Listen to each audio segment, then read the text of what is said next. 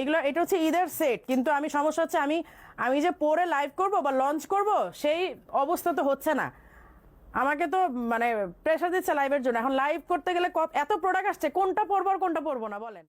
কিন্তু কাফতান পরা আপনারা জানেন, তারপরে এখন পরে নিচ্ছি, কিছু করার নেই।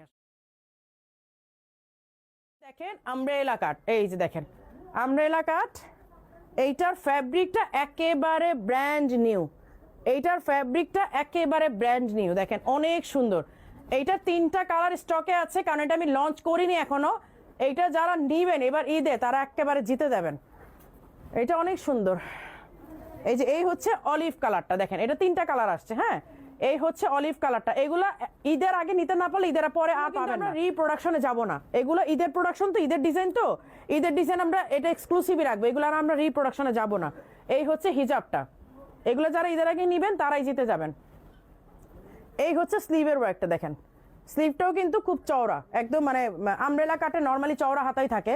এই যে দেখেন এই হচ্ছে ডিজাইনটা। এটা হচ্ছে আপনার যে কি বলে একদম ব্র্যান্ড নিউ একটা ফ্যাব্রিক, এবং এই ডিজাইনটা একদমই নতুন। এটা তো আজকেই লঞ্চ করতেছে, এটা তো দেখাই নেই এর আগে।